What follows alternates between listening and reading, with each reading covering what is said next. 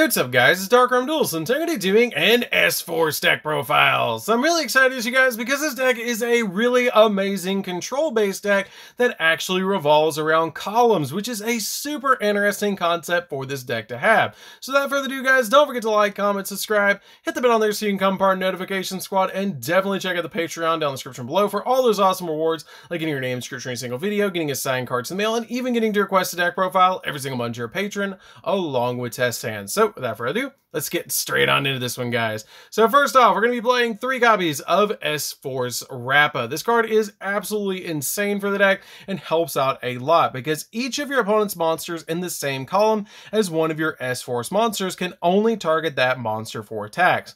And quick effect, you can banish an S-Force card from your hand and then return this card to your hand, and if you do, special summon an S-Force monster from your deck in defense position except another copy of itself, which is a really good effect to get the exact S-Force monster you want on the field. We then play 3 copies of S-Force Retroactive. This card does so much for the deck and is such a good 3-of. It has the ability that if a monster you control would be used as link material for an S-Force monster, this card in your hand can also be used as a material. And then during the main phase, quick effect, you can return this card to your hand, and if you do, special summon out 1 level 2 or higher S-Force monster from your hand. And if an S-Force monster you control would banish a cards from your hand to activate its effects, you can banish this card from your graveyard instead. This card is a great 3-of in this deck. We then play 2 copies of S-Force Edgeraiser. Edgeraiser is a good 2-of in this deck because it has the ability that each of your opponent's monsters in the same column as one of your S-Force monsters cannot be used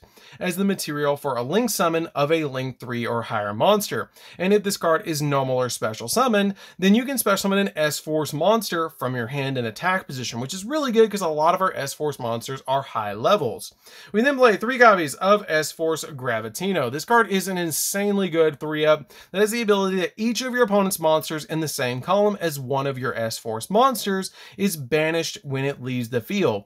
And if this card is normal or special summon, you can add an S-Force card from your deck to your hand except another copy of itself, which gets you any of your S-Force cards that you need, which is really good. We then play 2 copies of S-Force Platina. Platina is a good 2-of in the deck because each of your opponent's monsters in the same column as one of your S-Force monsters loses 600 attack.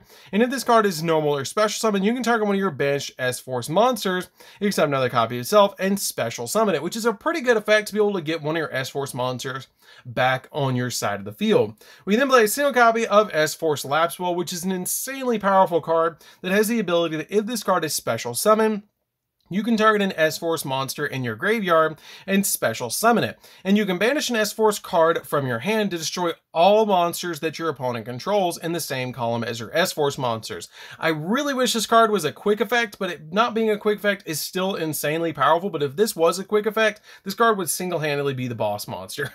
We then play a single copy of S-Force Dog Tag. S-Force Dog Tag is a good 1-of in the deck that has the ability that during your main phase, your opponent cannot activate the effects of monsters in the same column as one of your S-Force monsters.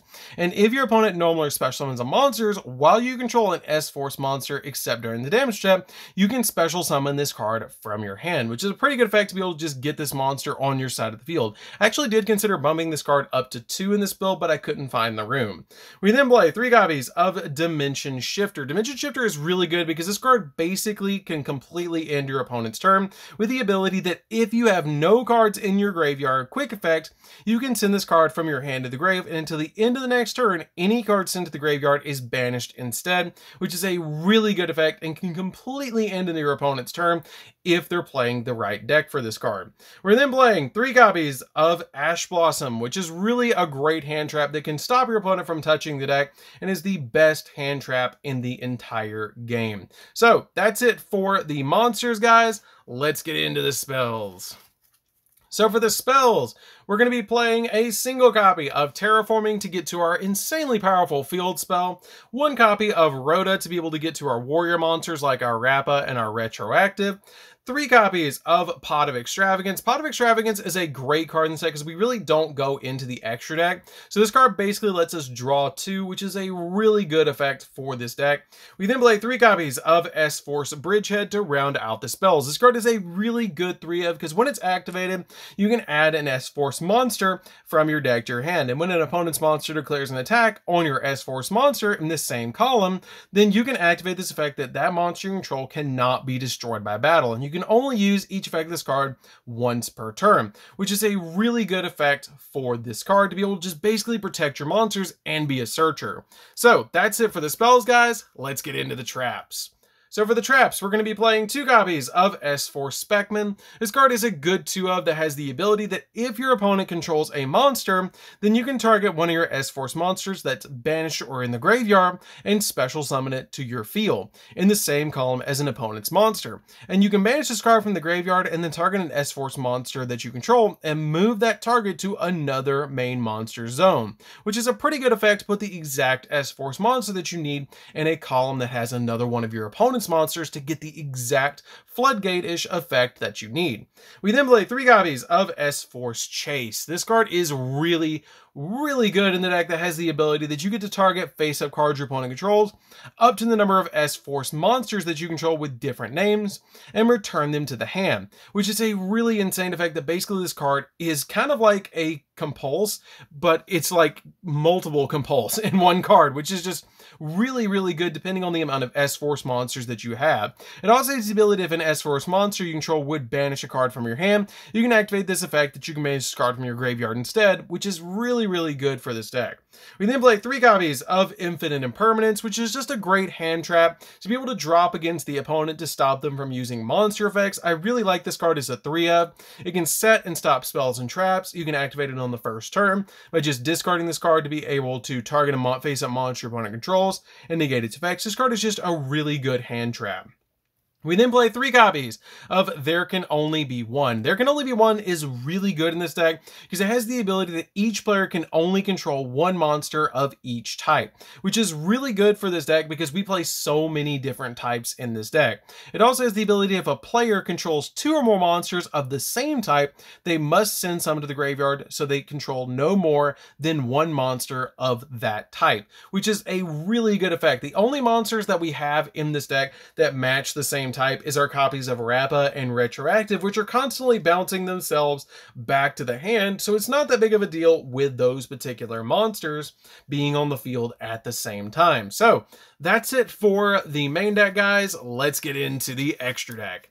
So for the extra deck, we're going to be playing 3 copies of S-Force Justify. This card is a great 3-of that has the ability that it takes 3 effect monsters, including an S-Force monster to summon, but since we have Retroactive, usually it just takes 2 monsters on the field plus a monster in our hand to link summon this card. And it has the ability that you cannot summon or set monsters to zones this card points to.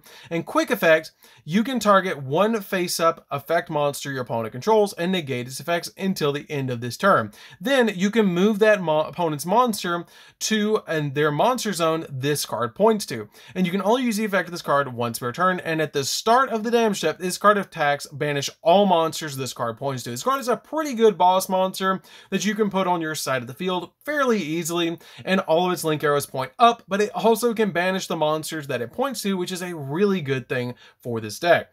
We then play a single copy of Access Code Talker just to give us additional pops in the deck. If you're looking for a more budget option, you can include Boral Sword. That is a really good card to put in here, or Boral Load if you're looking for a really budget option for this deck.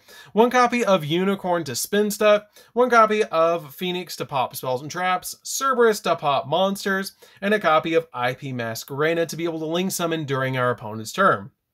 These are basically just here as cards that are toolbox in the deck. You don't have to go into any of them, or if there's a card that you see that you want to play multiple copies of, like multiple Phoenixes, multiple Unicorns, you definitely can since it is an extravagant extra deck.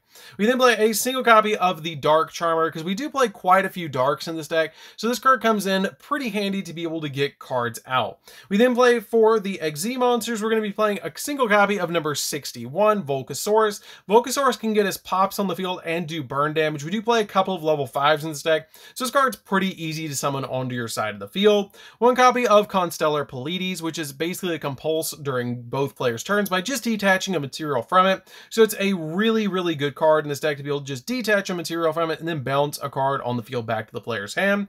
One copy of M7, you can make this card on top of your copy of Pleiades, and it has the ability to, once per turn, detach a material from this card, and then you get to target a monster on the field or in either player's graveyard and return it to the hand. But you can also make this card on top of Pleiades, but you can't activate it the same turn that you Xyz summon this on top of your copy of Pleiades, which is the only downside to this card.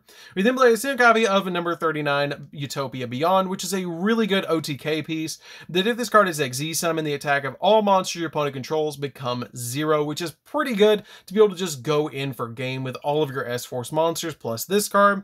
We then play a single copy of Gaia Dragon, the Thunder Charger, because you can make this on top of any of your rank 6s or 5s to be able to basically get an additional material on Zeus. Or if you use Volcasaurus, you can do the very old school play, make Volcasaurus pop a monster, do burn damage, and then the Volcasaurus can't attack, and then you make Gaia Charger on top of it to be able to have a monster that can attack.